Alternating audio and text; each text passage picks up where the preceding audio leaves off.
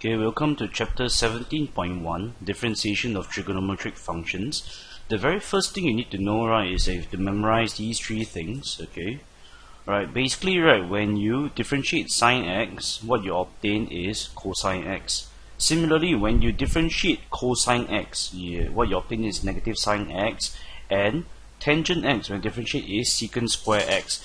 Remember that secant square x is actually secant x times secant x, which also is in a way a secant x square. Okay, but except that remember from trigonometry we write it as secant square x.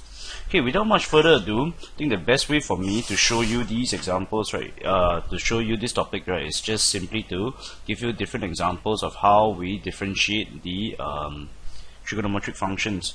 Okay, so now all of it will be, what I'll be doing is differentiating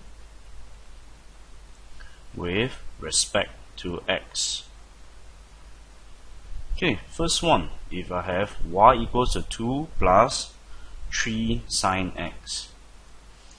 Differentiating this, alright, what I get is, differentiate 2, you get 0 plus 3. Sine x differentiated is cosine x from above. So the first differential is 3 cosine x.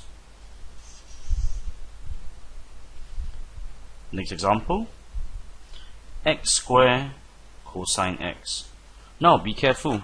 Notice that this thing here, what we get is, okay, I say call this y. If I want to differentiate this, right, notice that what we have to do now is, because x square is one term, cosine x another term, what we have to apply here is the product rule. So notice that we are learning what I call the differentiation of trigonometric functions, but it links back as well to what we have learned previously in the previous chapters, like chapter 16. So first, okay, we have u is x squared. Differentiating u with respect to x, we get 2x. Okay, v is cosine x. Differentiating v with respect to x, as we have learned above just now, is negative sine x. So same thing, we simply apply the product rule, v du dx plus u times dv dx. So what we get is 2x cosine x. Okay, be very careful down here. Please write it as 2x multiplied to cosine x. Do not in any circumstance write it as 2x. Okay, this is very bad. Alright, okay, 2x, put it in front of cosine x, and this term here will be negative x squared sine x. And you are done with this differentiation. I move on to the next example. Okay, for my next example, we have y equals to tangent x over x plus 1. So first, I differentiate. Okay, notice in this case is u over v. Okay, we can use the quotient rule to differentiate this function, but as usual, I will choose to use the product rule. So I will express it in terms of the two products, okay, 10x and x plus 1 to the power of negative 1. So as usual, we apply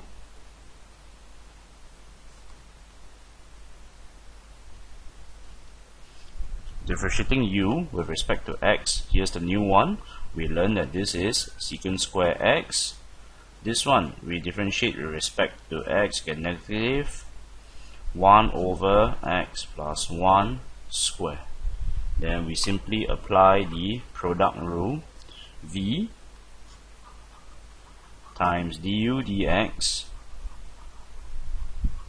plus u times dv dx, and hence what we get is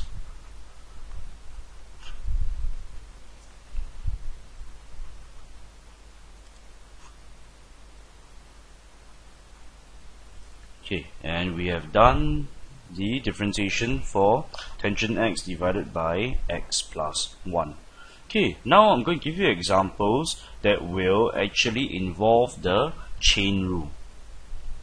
Okay, so take note for the next few examples, it will actually involve the chain rule, but this of course pertaining to trigonometric functions. So now this will be example 4. We have sine y equals to sine 2x plus 1. First thing first, what we have is we differentiate y with respect to x. Sine, when you differentiate sine, you get cosine 2x plus 1. Sine becomes cosine 2x plus 1. But here be careful, alright? Don't forget that we have a bracket inside here. We have to apply the chain rule. Differentiating 2x plus 1 gives me 2. That's why I will have 2 here. So let me write it down as a note for you. Differentiating 2x plus 1 with respect to x is 2. So don't forget, this is the application of the chain rule. So you have to differentiate what's inside the bracket and then put it out front there. Alright, now I do one more example for you. Example 5. Tangent y is equals to tangent pi minus x. First I will differentiate tangent. You differentiate, you get secant square pi minus x. Similar to the example above, we have to differentiate what's inside the bracket. Differentiating pi gives you 0, negative x differentiated gives you negative 1. That's why we will get a negative sign here in front. This one you differentiated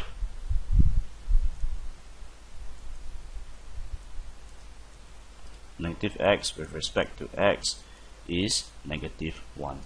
So this is the application of the chain rule.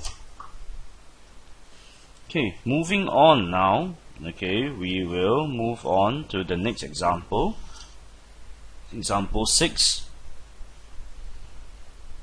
Example 6, right, is a combination, alright, of the product rule,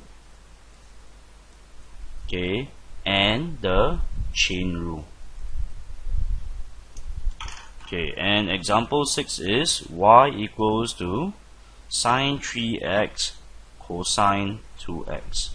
So notice this is product rule because we have 1, 2 functions here. So again, same thing. Y is sine, u is sine 3x. Differentiating u with respect to x. Sine 3x becomes cosine 3x. But don't forget that you have to differentiate this as well. So differentiating 3x gives me 3. Similarly, v equals to cosine 2x. dv dx is equals to cosine gives you negative sine 2x. You have to differentiate the 2x, you get a 2 down here. Then we just simply apply the product rule. So the product rule will give me v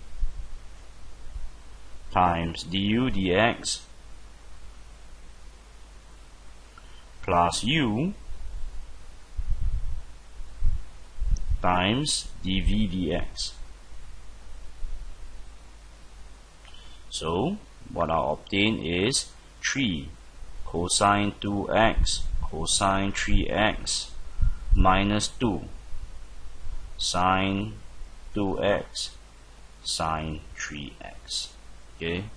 That is it for example 6. Alright, and I think we have another 2 examples. Example 7. Example 7, right, is also the based on the chain rule itself. What we have is y is equals to sine 5x. Do not forget that sine 5x is actually sine x to the power of 5, like this. So what we're doing is, when I differentiate this, first thing as we learn in the chain rule, what I do is you to take down the power. So it's 5. Then it'll be sine x sine 4x. Okay, because basically when you differentiate this, what I do, bring down the power sine x 4, but I write it in the proper notation here. Okay, and then don't forget, right, that you still have to differentiate what is inside the bracket here. Sine x differentiated gives me cosine x. Okay, so this is the application of the chain rule again, and that concludes question 7. I think that the part that most of you may forget, right, is the differentiating the sine x, what's inside the bracket, to get the cosine x. Okay, one final example for this subtopic. I will try to differentiate, okay, square root of 2 plus cosine 2x. So first, what we have here, I write it into something that is easier for me to differentiate to the power of half. So let's get to it. Differentiating y with respect to x. Okay, power comes down. Okay, 2 plus cosine 2x. Half minus 1 is negative half. And then by chain rule, again, as above, we have to differentiate what's inside here.